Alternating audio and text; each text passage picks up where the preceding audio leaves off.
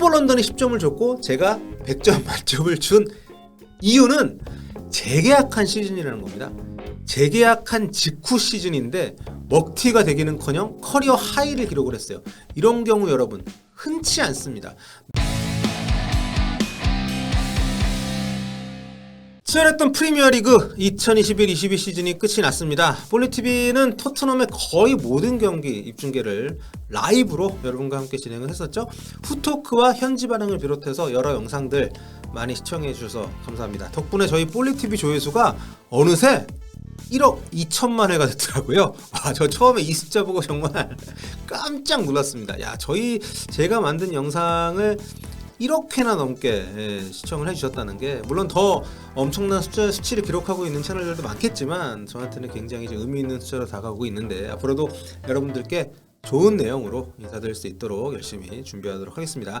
그간 저희 볼리TV에서 매경기 토트넘 선수들 평점 또 현지 반응 소개를 해드렸었는데, 이번에는 토트넘 주요 선수들의 2021-22 시즌 전체 활약상에 대해서 제가 평점을 매겨보는 시간을 마련했습니다. 제 의견만 전해드리면 너무 좀 주관적일 수가 좀 있기 때문에 풋볼 런던이 매긴 평점과 평가 내용도 함께 전해드리려고 하는데요. 미리 말씀드릴 게 있는데, 아무래도 풋볼 런던 평점은 토트넘 담당 기자잖아요. 선수들 맨날 얼굴 봐야 되고 또 현지 잉글랜드 사람이기 때문에 상대적으로 좀 관대한 편입니다. 제가 느끼기에는 대체로 제 점수가 좀 더 짠 편인데 네, 한번 비교를 해보시는 것도 재밌는 부분이 되지 않을까. 그러면 주장이기도 하죠. 골키퍼 요리스 선수부터 출발! 첫 번째는 넘버 1, 네, 캡틴이죠. 위고 요리스 선수입니다. 풋볼 런던에서는 8점을 줬고요. 저도 8점 똑같이 점수를 줬습니다. 풋볼 런던의 평가를 먼저 볼게요. 팀 내에서 세 번째로 많은 출전 시간, 43경기에 출전해서 3,900분을 뛰었다. 실수도 있었지만 대체로 좋은 시즌이었다. 프레즈 포스터가 백업 골키퍼로 합류를 하지만 다음 시즌에도 주전 골리 자리를 지킬 것 같다. 영국에서는 이제 골키퍼를 골리라고 이제 부르죠. 자, 아무튼 그만큼 굉장히 이번 시즌 평가가 좀 좋다는 얘기인데, 저도 여기에는 공감을 합니다. 사실 요리스 선수가 좀 미운 구석도 있긴 합니다만, 어쨌든 지난 시즌에 비해서 안정감이 굉장히 눈에 띄는 시즌이었다고 전 생각을 하고요. 여전히 실수가 종종 있었고, 또 커버 범위가 좀 좁아요. 그러니까 박스 바깥까지도 이렇게 좀 책임져주는 스타일의 골키퍼는 아닙니다. 상당히 클래시컬한 골키퍼인데 리그 최고 수준의 세이브 능력은 여전했고, 결국 그 능력이 토트넘이 4위 자리를 지킬 수 있는 아주 근본적인 바탕이 되지 않았나. 그러니까 킥이 좋지 않은 건 약점이죠. 근데 그걸 알고서도 콘테 감독이 붙박이로 쓰고 있고, 뭐 그런 킥 능력을 따로 또 많이 요구하진 않기 때문에 다음 시즌까지는 주전을 지킬 것으로 보입니다. 다음은 에메르송 로얄입니다. 자, 풋볼 런던에서는 6.5점을 줬고요. 저는 6.5점은 너무 과한 거 아닌가 로얄한테. 저는 5.5점 주겠습니다. 자, 풋볼 런던에서는 이제 누누 시절에 수비력 난조로 부진했던 로얄이 콘테 감독 체제에서 윙백으로 보직 변경을 하면서 공격력을 발휘할 수 있었다. 하지만 시즌 내내 1도움에 그친 것은 아쉬운 대목이다. 맷도트에게 주전을 뺏겼다. 이렇게 평을 했는데, 아니 무슨 공격력을 발휘해. 자기도 써놓고 시즌 내내 1도움밖에 안 했는데. 저는 사실 그 점수를 더 낮게 준 이유가 적지 않은 돈을 주고 큰 기대 속에 입단한 선수 아닙니까? 그러니까 시즌 내내 그럼에도 불구하고 아주 골칫거리였던 윙백이기 때문에, 특히 그 로얄 쪽에서 정말 수도 없이 올라왔던 크로스를 떠올릴 때마다 정말 속이 타들어갔던 그런 순간들이 기억이 나는데요. 진짜 저는 로얄은 처분을 해야 되는 선수가 아닌가 이런 생각을 좀 갖고 있고요. 도어티가 부상을 당하면서 다시 선발로 나오기 시작을 했죠. 그래서 뭐 선발 교체 다 합하면 무려 41경기나 뛰었습니다. 그럼에도 불구하고 솔직히 현재로서는 내보내는 게 맞지 않나 싶고요. 다치지 않고 넘치는 체력이 저는 이 친구의 최대 장점이자 토트넘 입장에서는 약점이 아닌가 이렇게 생각을 합니다. 왜냐하면 좀 주전급이 아닌데 쓸 수밖에 없는 상황이니까. 자, 다음은 맷도어티입니다. 맷도어티 풋볼 런던과 제가 똑같이 평점은 6.5점을 줬습니다. 자, 누누 감독 시절에는 출전 기회가 좀 거의 없었죠. 뭐 무리뉴 감독 시절에도 마찬가지였고요. 풋볼 런던에서는 제자리인 윙백으로 돌아간 뒤에 콘테 감독 체제에서 자신감을 되찾고 더 편안한 플레이를 보이면서 대단하다고 평가를 했습니다. 그리고 클루셉스키하고 호흡이 굉장히 잘 맞았기 때문에 콘테 시스템에 잘 적응을 할 수 있었다. 불운한 부상으로 일찍 시즌 아웃이 됐지만 토트넘의 경력을 다시 되살렸다. 이렇게 좀 긍정적인 평가를 했습니다. 저 역시 뭐 비슷한 생각 갖고 있고요. 특히 이제 저는 무리뉴 감독의 눈치를 보던 그 선수가 완전히 달라졌다는 것 자체가 어떻게 보면 좀 도어티 중심적인 관점에서 보면 상당히 좀 감동적인 반전이 아니었나.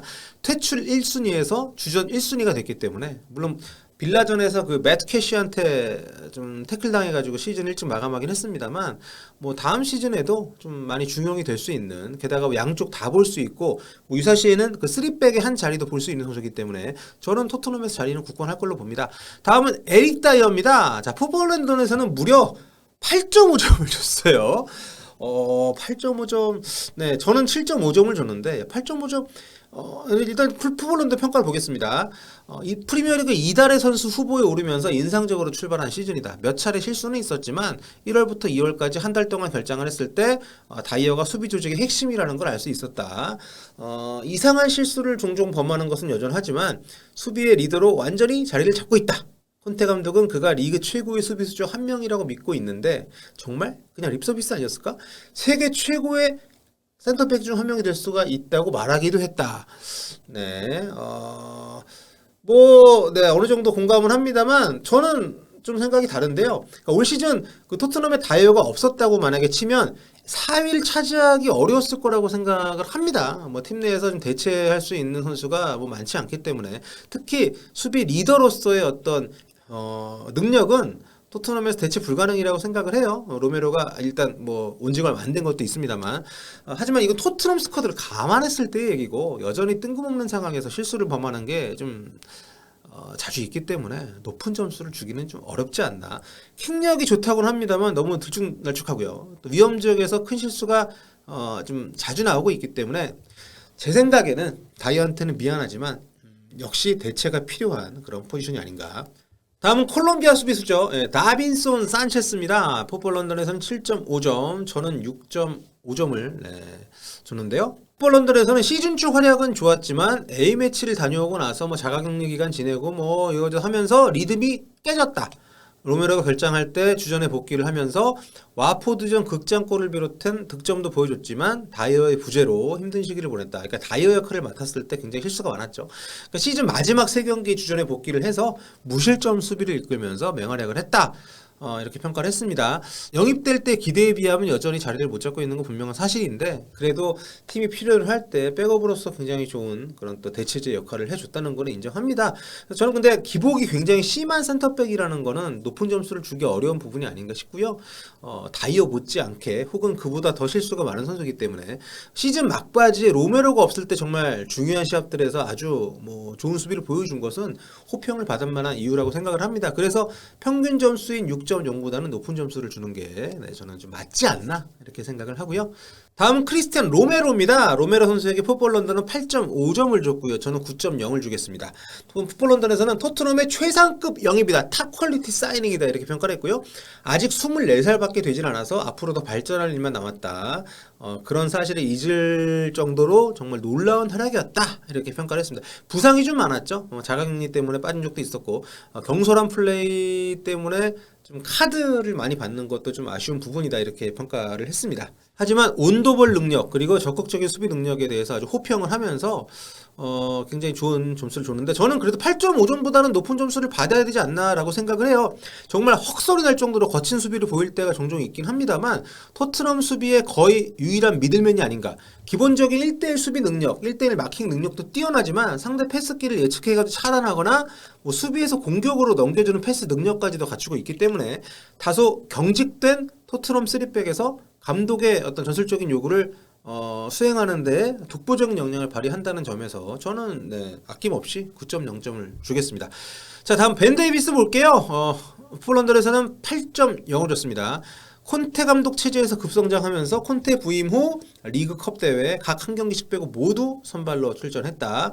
콘테 감독이 벤 데이비스를 자신이 첼시에서 우승할 때 아스필리쿠에타에 비교를 했다. 이렇게 평가를 했습니다. 굉장히 좋은 점수를 받을 만한 시즌이었던 건 맞는데 그래도 8.0을 주기에는 좀 아쉽지 않았나. 수비에서도 좀 불안한 경기들이 많이 있었기 때문에 그래도 저는 정말 훌륭한 시즌이었다. 7.5점 주겠습니다. 콘테 감독 부임의 최대 수혜자인 것은 분명하죠.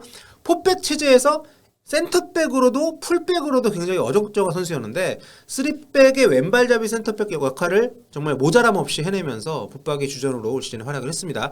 토트넘이 그 자리에 더 나은 선수를 찾고 있다곤 합니다만 뭐 바스토니가 오면 밀려나겠죠. 근데 다음 시즌에 경기 수가 늘어나기 때문에 다양한 포지션을 소화할 수 있는 벤 데이비스 굉장히 토트넘에는 아주 귀한 존재가 될 걸로 생각을 합니다.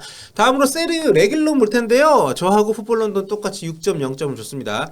자, 풋볼 런던의 평가. 좋은 점과 나쁜 점이 뒤섞인 시즌이었다. 콘테 감독 시스템에 적응하는 데 어려움을 겪다가 세세뇽한테 주전자를 뺏겼다.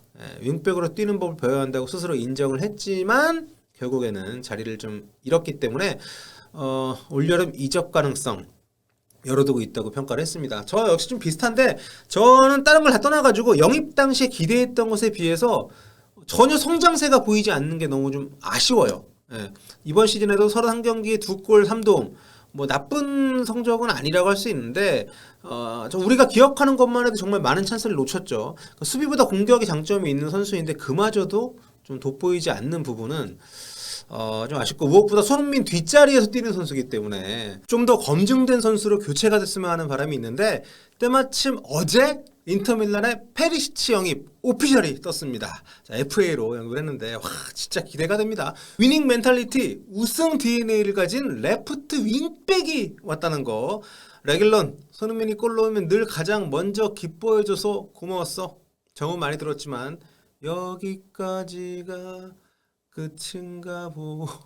자, 다음은 라이언 세스뇽입니다. 자, 풋볼 런던 6.5점. 저는 6.0을 주겠습니다. 아니, 세스뇽한테 6.5점을 줄만합니까? 저는 일단 풋볼 런던 평가 보겠습니다. 아직 어리지만 측면에서 21경기 출전했다.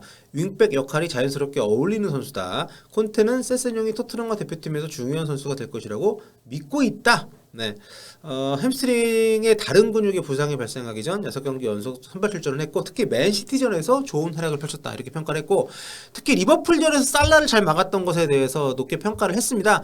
뭐 그 부분은 네, 좋은 활약이었지만 사실 만년 유망주로 너무 오랜 시간을 좀 보냈고 올 시즌이 어떻게 보면 실전 가능성을 보여준 첫 시즌인데 레길론이 지지부진한 덕분에 좀 기회를 좀 얻었고요. 특히 이제 수비적인 측면에서 강팀들 상대로 좋은 장면을 보여준 부분들은 좀 있습니다만 부상이 너무 잦고 그리고 유로파 컨퍼런스 리그에서 그 뜬금없이 퇴장을 당해가지고 탈락에 일조했던 장면 좀 약간 불안한 부분들이 좀 많이 있는 선수라는 생각을 저는 좀 듭니다.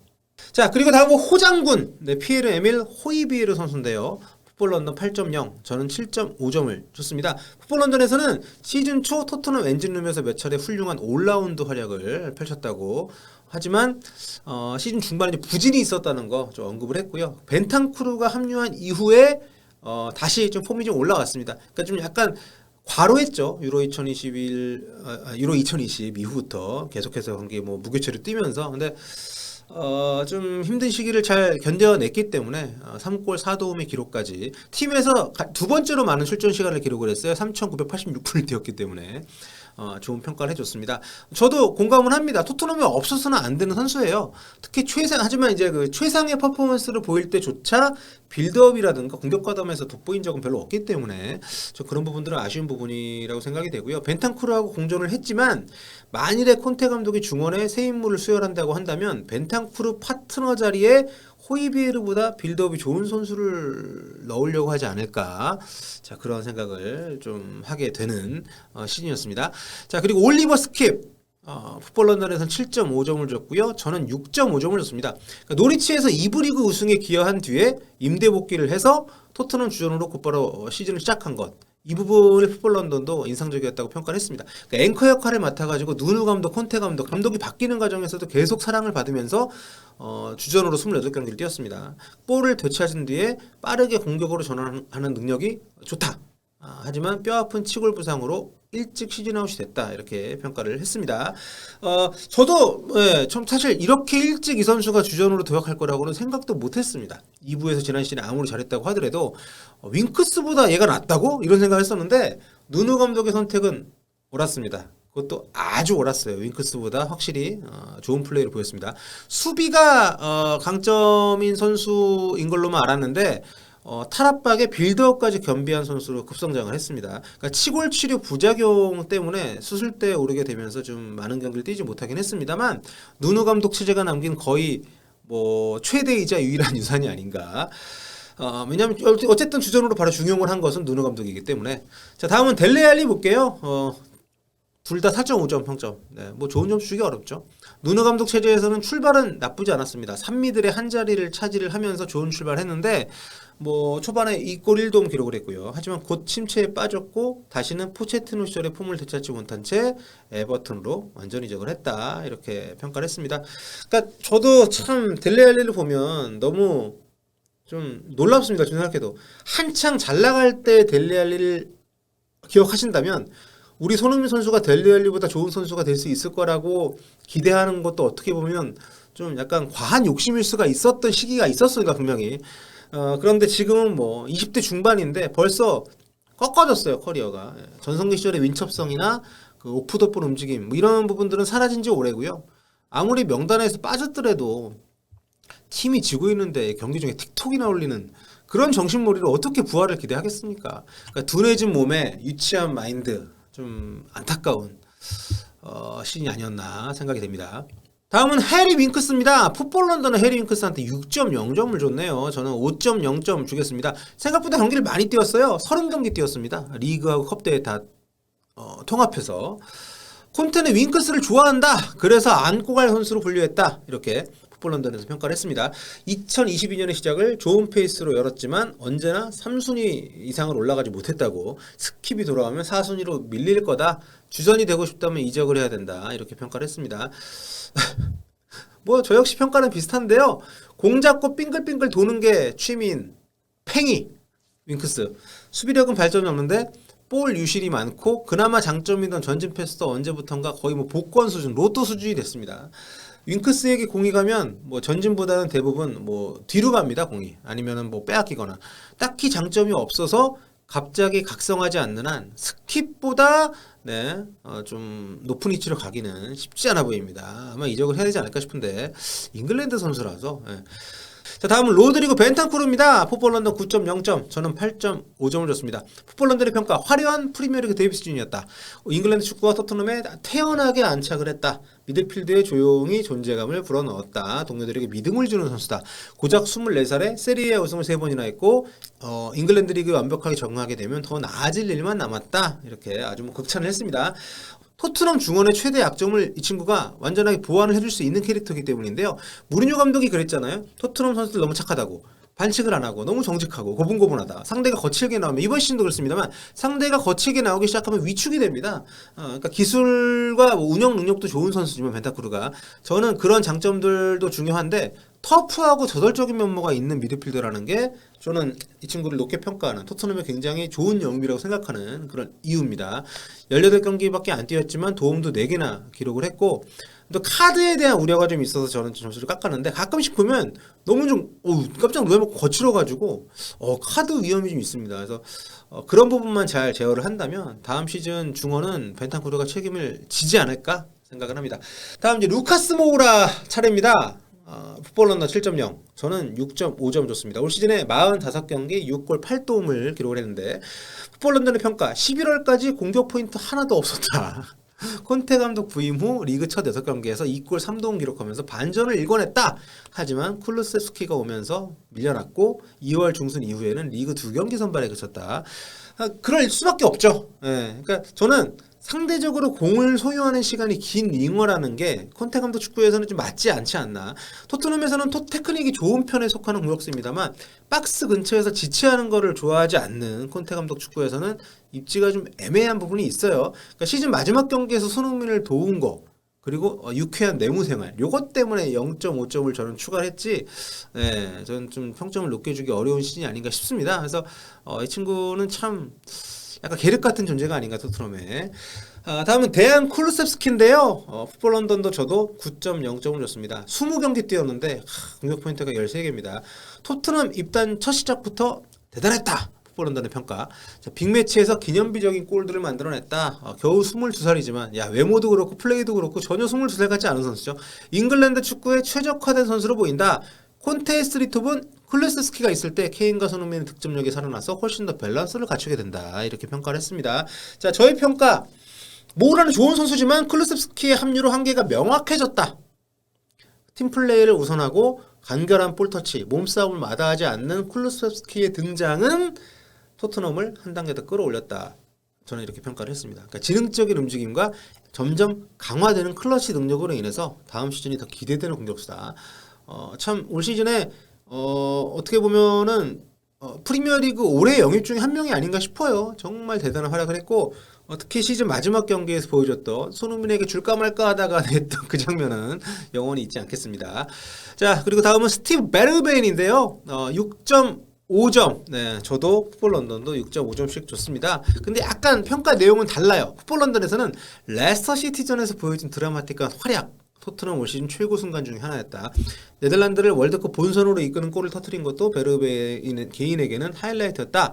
전반기에는 부상으로 고전했지만 1월 이적 시장에서 콘테 감독이 아약스에 관심을 뿌리치면서 더 많은 기회를 줄 줄 알았는데 뭐 그렇지 않았죠. 클루세스키가 하필 또 그때 날아다니기 시작을 하면서 콘테 감독은 모우라를 그러니까 클루세스키는 당연하고 모우라를 베르베인보다 우선시하고 있다. 그래서 올 여름에 떠날 거라고 예상을 하고 있는데 전 너무 아까워요, 이 선수가. 그러니까 손흥민이 없는 팀이었다면 분명히 더 많은 시간을 뛰었을 겁니다. 더 많은 골을 넣었을 거예요. 리그 최고의 왼쪽 공격수가 동료인 이 수준급 왼쪽 공격수의 어떤 그 숙명인 거죠. 정말 우러른 기량을 좀 보여줄 수 있는 시즌이었는데 팀에서 출전 기회를 꾸준히 얻질 못하니까 뭐 아무리 좋은 선수도 이렇게 들쭉날쭉 출전 기회를 얻게 되면 사실 꾸준한 폼을 보여주기 어렵습니다. 정상적인 플레이를 펼치기가 어려워서 너무 좀 안 됐어요. 레스터 시티전 극장골 2방으로 위안을 삼기에는 너무 좋은 선수다. 이게 저의 평가입니다. 그래서 저는 본인을 위해서도 좀 떠나는 게 맞는 것 같아요. 이 팀에서 케인하고 손흥민하고 클루세스키가 있는데 선발로 나오는, 물론 챔피언스리가 있기 때문에 로테이션으로 나올 기회가 지난 시즌보다 많아질 수 있겠습니다만 드디어 이제 손흥민 선수 차례입니다. 풋볼 런던은 10점 줬고요. 높은 점수 줬죠. 저는 그걸로도 부족합니다. 100점을 주겠습니다.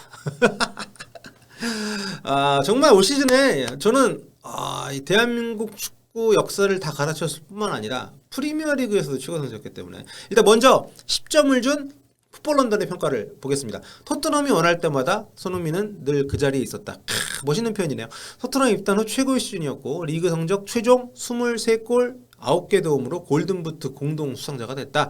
페널티킥 하나 없이 득점왕에 올랐고 케인과의 합작골 기록도 경신했다. 시즌 시작과 함께 4년 재계약을 맺었는데 폼이 떨어졌을 때조차 팀을 위해 공격 포인트를 기록했다. 12월 이후 손흥민이 골이나 도움을 기록하지 못한 리그 시합은 7경기에 불과하다. 이 기간 동안 리그 24경기에 나서서 공격 포인트 27개를 기록했다. 예, 대단하네요. 믿을 수 없을 정도로 놀라운 공헌도를 보였다. 이렇게 평가를 했습니다. 진짜 도무지 욕할 구석이 없는 그런 놀라운 시즌이 아닌가 생각을 합니다. 이것도 좋은 평가인데 저는 여기에 더 점수를 줘서 제가 풋볼 런던이 10점을 줬고 제가 100점 만점을 준 이유는 어디에서도 이걸 언급하지 않던데 저는 손흥민 선수가 대단한 중요한 이유 중에 하나가 재계약한 시즌이라는 겁니다. 재계약한 직후 시즌인데 먹튀가 되기는커녕 커리어 하이를 기록을 했어요. 이런 경우 여러분 흔치 않습니다. 메이저리그나 이런 곳에서 보면은 정말 FA 대박을 친 선수들이 곧바로 슬럼프에 빠지거나 부상을 당하는 경우들이 많이 있잖아요. 근데 손흥민 선수는 완전 정반대입니다. 재계약으로 미래가 보장이 된 상황에서 더 놀라운 활약을 펼쳤습니다. 심지어 토트넘 최고인 건 당연하고 프리미어리그에서도 최상급 활약을 펼쳤습니다. 지원이 제한적인 팀, 또 동료들이 번갈아서 부진했던 시즌에 팀에서 꾸준하게 에이스의 면모를 보였어요. 그러니까 PK는 물론이고 세피스에서 득점을 뽑아내는 게 거의 불가능한 그런 역할을 맡은 선수가 득점왕에 올랐다는 것은 매우 드문 일입니다. 게다가 아시아 최초의 득점왕 손흥민 아니면 앞으로 과연 누가 이 업적을 되풀이할 수 있겠습니까? 그러니까 괜히 하는 말이 아니라 저는 손흥민 선수의 이 4대 리그 득점왕, 아시아 4대 리그 득점왕 기록이 최초일 뿐만이 아니라 유일무이가 될 가능성도 있지 않을까. 아무튼 좀 굉장히 여러 가지 면에서 감동적인 시즌이었고요. 손흥민의 시대를 생생하게 목격할 수 있어서 행복한 시즌이었습니다. 다음은 손흥민 선수의 단짝이죠. 손흥민 선수의 오피스 와이프 해리 케인입니다. 풋볼런들은 8.5점을 주는데 저는 좀 더 쓰겠습니다. 9.0점 주겠습니다. 풋볼런들의 평가, 어수선한 출발이었다. 앞날은 불확실했고 떠나고 싶어했던 사람답게 경기력도 부진했다. 하지만 콘테 감독 부임과 함께 모든 게 달라졌다. 이렇게 평가를 했습니다. 리그 첫 13경기에서 한 골밖에 못 넣었는데 마지막 24경기에서는 16골에 9도움을 기록을 했다. 컵대회를 포함하면 27골 10개 도움을 기록하면서 팀 내 최다 득점자가 됐다.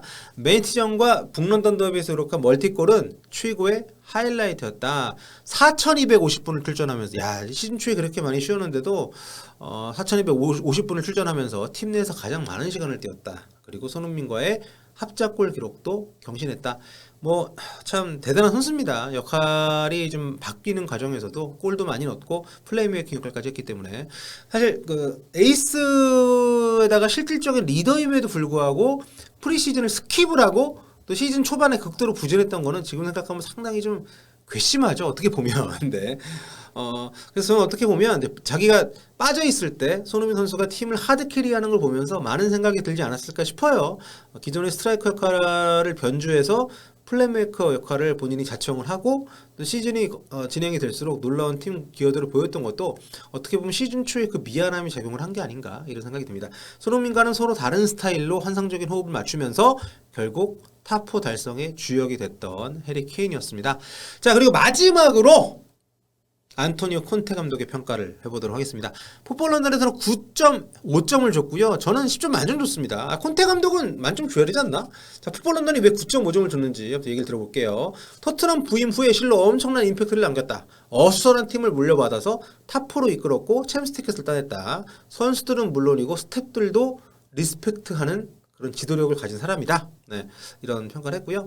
컵 대회에서 실망스러웠고 2002년 들어서는 기복도 좀 있었다. 요것 때문에 좀 점수가 깎은 것 같습니다. 경기 후에 감정이 롤러코스터를 타는 모습을 보였고 번리전 패배 후 사이말 뉘앙스를 풍겼던 인터뷰도 있었다. 그러면서 결과적으로 요게 올 시즌의 터닝 포인트가 됐다. 그러니까 인터뷰도 굉장히 전략적으로 한 거죠. 콘테 감독이. 결국 그게 어떻게 보면 결과적으로 도움이 된 건 맞고요. 근데 제가 10점 만점을 준 이유는 이렇습니다. 그러니까 9일 달리는 팀이었습니다. 그리고 선수 영입이 불가능한 시기였어요. 게다가 이 팀은 수년 동안 포백을 기본 전술로 했던 팀입니다. 그런데 그 팀을 시즌 도중에 와서 3백으로 바꿔버렸어요. 올 시즌을 버리고 다음 시즌을 준비한다고 해도 누구도 뭐라고 할 수가 없는 그런 상황이었단 말입니다. 근데 그 팀을 누구도 기대하지 않았던 탑4로 끌어올렸다는 거. 저는 올 시즌 최고 감독이라고 봅니다. 챔스 티켓을 2시즌을 챔스에 못 나갔던 토트넘한테 챔스 티켓을 가져다 줬고요. 그것도 겨울 이적 시장 수많은 선수들을 내보내고 단 2명만 영입을 하고서 이뤄낸 성과라는 점 역시 만점을 주지 않을 도리가 없는 그런 성과가 아닌가 저는 그렇게 생각을 합니다. 참 레비 회장에 대해서 여러 가지 평가가 엇갈리지만 누누 감독을 데리고 온 이런 어떤 최악의 선택도 했지만 콘테 감독을 데리고 오는 파라티치와 함께 그러한 또 놀라운 선택을 했다는 것이 참 토트넘이 가진 어떻게 보면 그래도 그나마 축복이 아닌가 이런 생각이 좀 들더라고요. 자, 이렇게 해서 오늘 좀 긴 시간 동안 토트넘 선수들 또 콘테 감독에 대한 평가 저도 한번 내려봤는데 여러분들께서도 개인적인 평점들 많이 이렇게 내려 주시면 함께 또 즐거운 시간이 되지 않을까 싶습니다. 결과적으로 토트넘 성공적인 시즌이 되긴 했지만 어려움도 많았고 굉장히 약점도 많이 노출이 됐던 한 해였습니다. 올여름에 어떤 영입들을 하게 될지 모르겠지만 내년 이맘때에는 더 즐거운 마음으로 시즌 리뷰를 할 수 있었으면 좋겠습니다. 특히 손흥민 선수 부상 없이 다음 시즌에도 리그와 챔스에서 멋진 활약 보였으면 좋겠고요. 여러분과 함께 매경기 때 입중계를 통해서 역사적인 순간들을 눈과 귀에 담을 수 있도록 하겠습니다. 2021-2022 시즌 토트넘 경기 함께 해주셔서 감사드리고요. 다음 시즌에도 많은 시간을 함께 보냈으면 좋겠습니다. 여기까지 할게요. 골빠.